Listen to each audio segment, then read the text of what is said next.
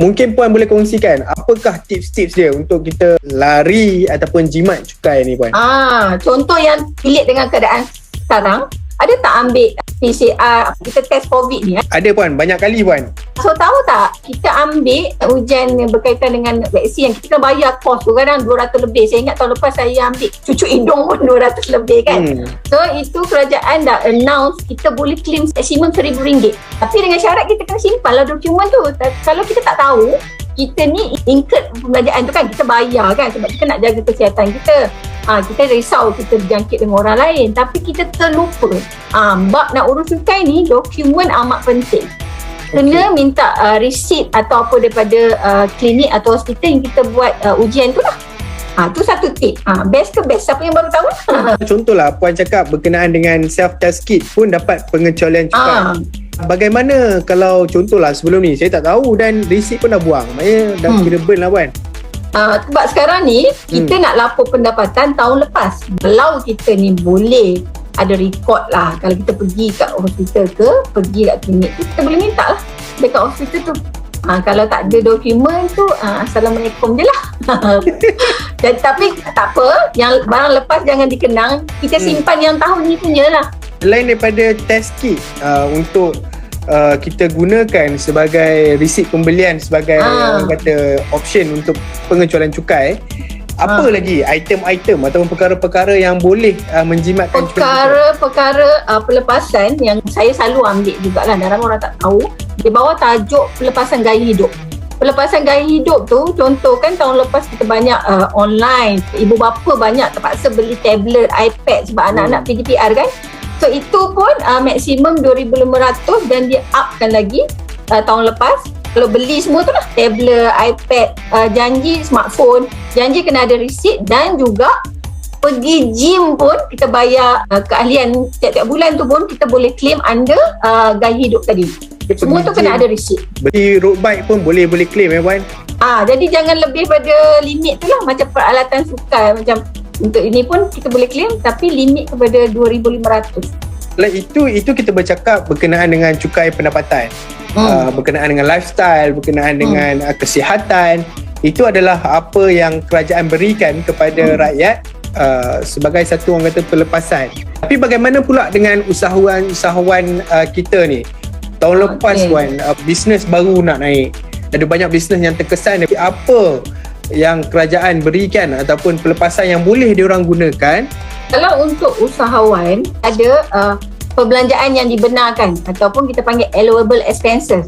Maksudnya perbelanjaan yang usahawan gunakan untuk perniagaan dia. Contoh untuk dia punya marketing, dia buatkan FB ads untuk promo. So benda-benda tu semua untuk marketing, untuk dia hire staff dia, itu semua boleh dikira under pembelanjaan dibenarkan. Sebab tu kena buat simple account. So sama ada dia appoint freelance orang buat account ataupun chartered accountant ataupun belajar sendirilah. Dan juga kelebihan bila kita declare business under business, contoh macam Tuan cakap tahun lepas dia rugi, loss. So dalam record dia tahun lepas tu dia loss kan. Dan kelebihan tu bila kita declare, kerugian tu boleh dibawa ke tahun hadapan. Contoh kalau macam tahun lepas dia loss 50,000 contoh. Tahun ni baru nak up kan. Tahun ni untung 20,000. Dia boleh tolak yang rugi tahun lepas. Tapi kalau dia tak rekod, tahun ni baru dia nak declare ataupun tahun ni tiba-tiba kena audit, dia tak ada bukti nak tunjukkan tahun lepas tu dia rugi. Jadi dia kena bayar lah. Kalau tak rekod, tak boleh claim perbelanjaan dibenarkan. Jadi terima kasih terpaksa buat taksiran atas anggaran. Jadi rugilah kalau anggaran macam 100%, kalau jualan kita 100,000 dikira atas 100,000. Padahal kalau kita tolak kos-kos yang dibenarkan tadi, contoh kita tolak bayar staff, marketing, entertainment. So sebenarnya selepas tolak-tolak tu, pendapatan bercukai kita mungkin 20,000 je. Mungkin sebenarnya loss, negatif, tak kena cukai pun. Tak untung kan kalau kita tahu. Kalau dia dah buat bisnes contoh 5 tahun, tapi 5 tahun ni dia tak pernah declare cukai, dan dia baru nak declare cukai tahun ni, barulah tahun 2021 punya tahun taksiran. Macam mana Puan? Dia kena declare semua ke dia kena declare satu? So sebenarnya ini pun salah satu persoalan lah yang selalu melanda usahawan-usahawan. Jadi disebabkan dia takut nak declare tahun ni, nanti akan kena korek 5 tahun lepas kan. So nanti akhirnya dia tak declare langsung. So sebenarnya apa-apa pun kita kena bagi kerjasama, seelok-eloknya pergi ke kaunter lembaga hasil dan berbincang dengan pegawai di sana. So sebenarnya ini semua atas budi bicara. Daripada kita ignore, akhirnya kita dapat, sebab saya ada kes juga macam klien dan sahabat yang dapat surat daripada lembaga hasil negeri, sebab kalau kita tak bagi kerjasama, akhirnya lembaga hasil negeri boleh keluarkan surat untuk panggil ke mahkamah. Itu lagi kita tak boleh tidur malam kan. So sebaiknya kita uruskan lah. Untuk urus juga hati tenang. Ramai antara kita yang mungkin pandang untuk membuat pembayaran cukai kerana dia rasa pendapatan dia rendah ataupun dia punya bisnes dia kecil. Untuk perempuan semua kena declare cukai, dilaporkan pendapatan kepada lembaga hasil dalam negeri. Jangan tunggu dah dapat surat, dah kena ke mahkamah baru nak pening kepala. Itu dah terlambat. Sebelum ini pun kita ada sesi dengan LHDN, dia orang cakap datang je, kita tengok macam mana kita boleh selesaikan masalah-masalah ni. Kalau kita record by snap receipt, simpan soft copy, boleh ke Puan? Untuk membuktikan lah kita nak dapat pelepasan tu kan, kita nak claim belanja semua tu, memang kena ada supporting document. Jadi dokumen ni kita boleh simpan sama ada dalam bentuk hard copy ataupun soft copy. Syarat dia bila kita kena audit oleh LHDN, kita boleh kemukakan receipt supporting document lah, semua invoice ke apa, dan kita sebagai taxpayer di Malaysia ni kita kena simpan rekod kita selama 7 tahun. Jadi Lembaga Hasil Dalam Negeri boleh audit pendapatan kita 7 tahun kebelakangan. Jadi seeloknya pilihlah penyimpanan dokumen yang sesuai dengan kita. Tengah orang kalau otai ni dia suka cara hard copy kan. Kalau yang generasi baru ni suka guna X. So, terpulang janji bila kena audit boleh kemukakan dokumen. Jadi untuk merungkai persoalan kita pada hari ni, Puan, macam mana nak lari cukai? Puan pun dah jelaskan ada pelepasan-pelepasan cukai yang kalau saya tengok pun ada banyak betul macam sumbangan kepada derma ataupun hadiah kepada tabung-tabung kerajaan ataupun kerajaan tempatan, pembayaran takaful. Takaful pun mendapat pelepasan cukai. Kemudian gaya hidup seperti mana yang Puan maklumkan tadi, dan yang penting rawatan ataupun perubatan penjagaan. Medical check-up pun kita boleh. Medical check-up tahunan tu pun kita boleh claim. Dan juga kalau kita belanja untuk ibu bapa yang berumur 60 tahun ke atas warga emas, kita boleh claim. Dan juga kalau nak tahu lebih lanjut, memang nanti masuk di website Lembaga Hasil, semua ada jelas di situ. Dan juga macam tadi Tuhanan tambah, memang insurans sebab kerajaan nak galakkan kita ni ada perlindungan takaful. Takaful ni pun antara kesilapan yang selalu kita buat. Takaful ni kita kena faham apa takaful kita ambil ni, sebab dia ada tajuk di bawah perubatan dan pendidikan anak lain, takaful hayat pun lain. So ni kadang-kadang ada juga kesilapan yang buat. Dan juga saya nak tambah skim persediaan swasta PRS. Ni pun maksimum 3,000. Ramai orang terlepas pandang benda ni, utamanya kalau pendapatan kita lebih 5,000.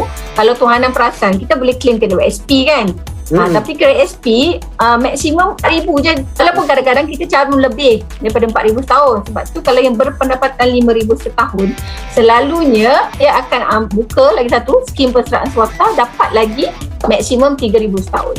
Mungkin soalan terakhir pada hari ini, LHDN akan potong pendapatan setiap bulan atau setiap tahun? Kalau macam tadi, kalau penggajian, kalau kita bekerja di HR, dia ada jadual. HR akan tolak ikut jadual, ikut umur, ikut pendapatan range gaji kita. Sama ada kita dah berkahwin, berkeluarga, anak 1, anak 2, anak 3, ada 4, ada table dia. Dia akan tolak PCD secara bulanan, potongan cukai berjadual. Tapi untuk usahawan, sebab daripada kita kena lamsam kan, bayar 10,000 on the dot, kita boleh mohon kepada LHDN untuk bayar ansuran juga, tapi dia panggil CP500. Dia bukan panggil PCB, dia panggil CP500. So ini kita boleh rujuk kepada di mana fail kita buka lah. Contoh kalau kita buka fail di Ceras, jadi boleh mohon di Lembaga Hasil Ceras lah untuk kita apply CP500. Terima kasih Puan.